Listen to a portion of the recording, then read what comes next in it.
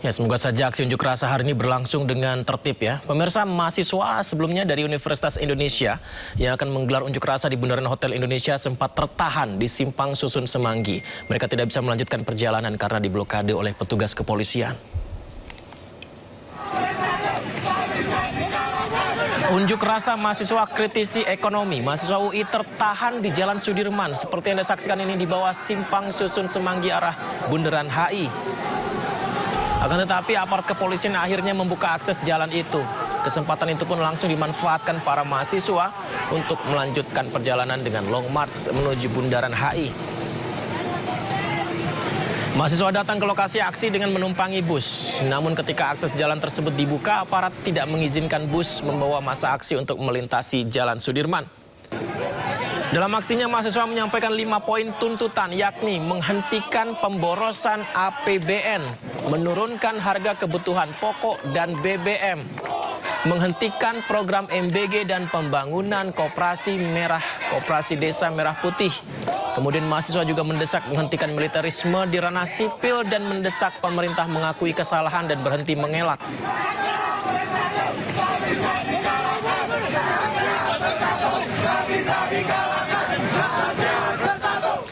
Itu semua yang disampaikan oleh mahasiswa ya. Kemudian pemirsa, puluhan mahasiswa sempat bersitegang dengan aparat saat berunjuk rasa di Jalan Medan Merdeka Selatan Gambir Kamis kemarin.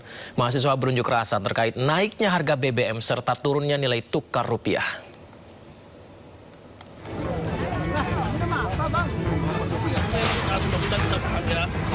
Puluhan mahasiswa yang menggelar unjuk rasa di Jalan Medan Merdeka Selatan Gambir, Jakarta Pusat terlibat ketegangan dengan polisi yang berjaga di lokasi.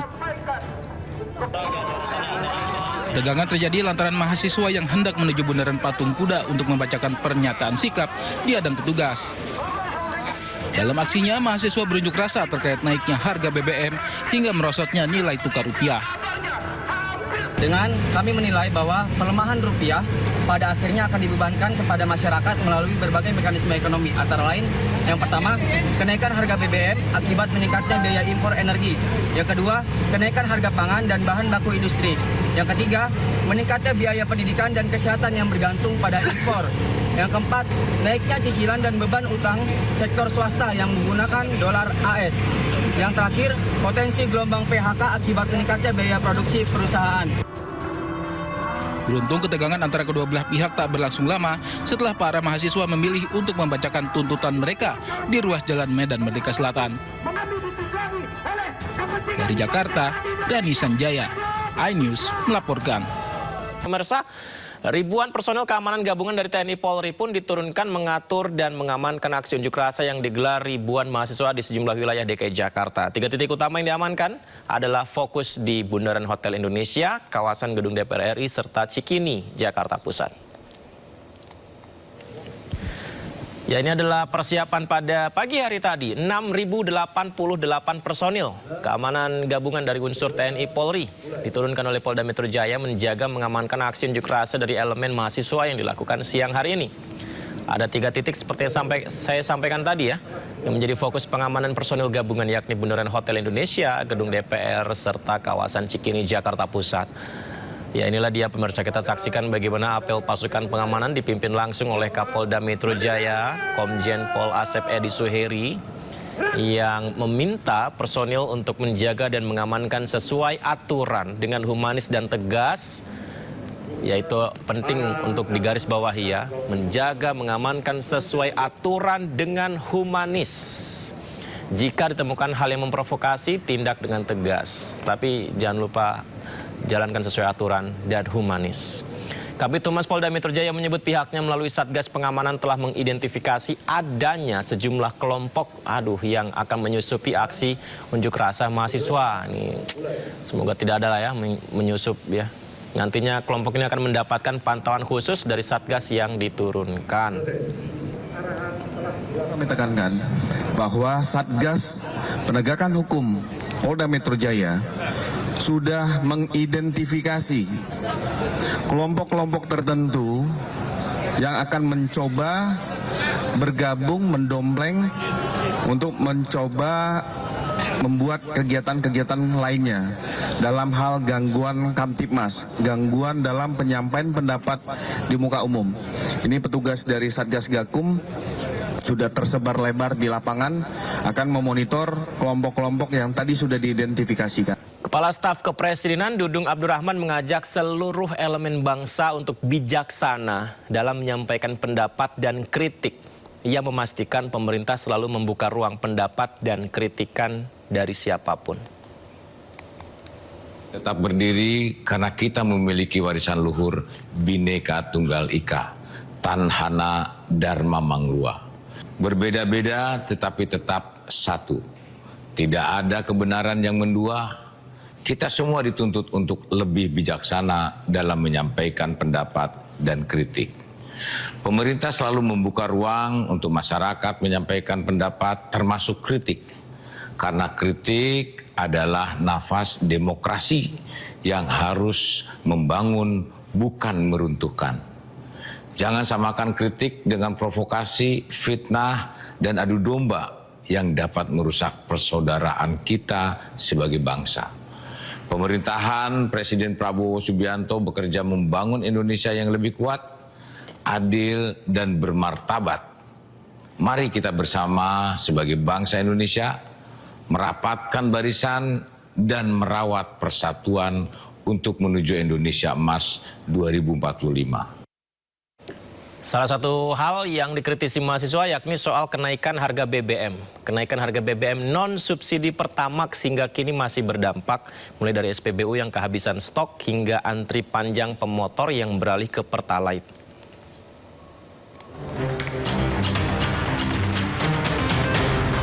Sejak pemerintah menaikkan harga bahan bakar minyak Pertamax, warga terutama pemotor berbondong-bondong beralih ke BBM subsidi Pertalite. Akibatnya persediaan Pertalite di sejumlah SPBU kosong.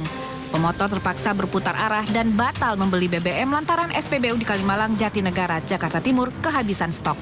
Gimana ya? Ya kita kesulitan aja bang. Soalnya kan sehari-hari kita kan mengendarai motor ya, butuh bensin. Di Mandailing, Natal, Sumatera Utara, petugas SPBU kewalahan melayani membludaknya pemotor yang beralih ke Pertalite. Mereka rela mengantre lama demi tangki kendaraan bisa terisi BBM yang lebih terjangkau. Namun, waktu yang dihabiskan untuk antre Pertalite harus dibayar mahal, diantaranya bagi sopir angkot karena mereka kehilangan pelanggan. Bang, kalau macam kami waktu udah terpotong bang kan, kita setoran sama toke nggak dapat. Aktivitas artinya terganggu ya? Iya bang. Menanggapi kegaduhan di masyarakat, pemerintah melalui Kementerian ESDM menyatakan saat ini sedang menyiapkan langkah-langkah untuk menjaga ketahanan energi nasional sekaligus mempertahankan daya beli masyarakat. Pemerintah lagi sedang menggodok hal-hal yang terkait dengan menjaga daya beli masyarakat. Makanya kita untuk menjaga daya beli masyarakat, terutama kepada BBM subsidi sama sekali tidak kita naikkan. Kenaikan harga BBM non-subsidi dikeluhkan masyarakat. Terlebih kenaikan harga bahan bakar juga dibarengi dengan kenaikan harga-harga kebutuhan pokok di pasaran. Tim Liputan iNews melaporkan. Direktur Utama PT Pertamina Persero Simon Aloysius Mantiri buka suara terkait kenaikan harga bahan bakar minyak non-subsidi Pertamax dan Pertamax Green yang mulai berlaku sejak 10 Juni 2026. Mersa Simon mengatakan penyesuaian harga dilakukan dengan mempertimbangkan perkembangan geopolitik global dan harga minyak dunia. Menurutnya Pertamina juga tetap memperhatikan kemampuan masyarakat dalam membeli BBM non-subsidi. Disampaikan bahwa kenaikan harga tidak hanya terjadi di SPBU milik Pertamina, tapi jaringan SPBU swasta juga turut melakukan penyesuaian serupa. Simon menegaskan harga BBM subsidi tidak mengalami perubahan meskipun Pertamax dan Pertamax Green mengalami penyesuaian. Menurutnya Pertalite tetap dijual Rp10.000 per liter dan biosolar Rp6.800 per liter sesuai ketentuan pemerintah. Sehubungan dengan penyesuaian harga BBM non-subsidi, yaitu Pertamax dan Pertamax Green yang berlaku sejak tanggal 10 Juni 2026, kami memahami bahwa setiap penyesuaian harga tentu menjadi perhatian masyarakat. Penyesuaian harga BBM non-subsidi ini dilakukan dengan mempertimbangkan dinamika geopolitik global dan harga minyak yang berlaku di pasar internasional dengan tetap mempertimbangkan daya beli masyarakat. Penyesuaian harga BBM non-subsidi ini selain dilakukan di titik-titik SPBU Pertamina juga dilakukan oleh SPBU badan usaha swasta lainnya. Di tengah tantangan global yang terus berkembang, Pertamina dengan dukungan penuh dari pemerintah terus berkomitmen untuk menjaga ketersediaan energi bagi masyarakat di seluruh wilayah Indonesia. Menteri Energi dan Sumber Daya Mineral Bahlil Lahadalia memastikan tidak ada perubahan harga untuk BBM subsidi maupun LPG subsidi.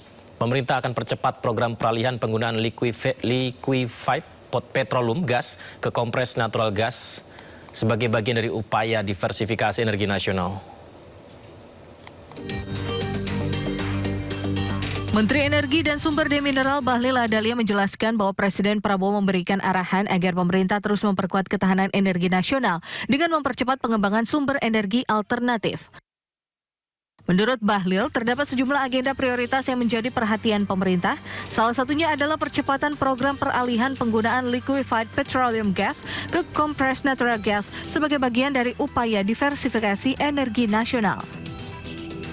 Selain itu, Bahlil menyebut dalam pertemuan tersebut juga dibahas pendataan sektor pertambangan guna memastikan tata kelola yang lebih baik serta mengevaluasi kesiapan pasokan energi nasional baik dari sisi kelistrikan maupun ketersediaan bahan bakar minyak.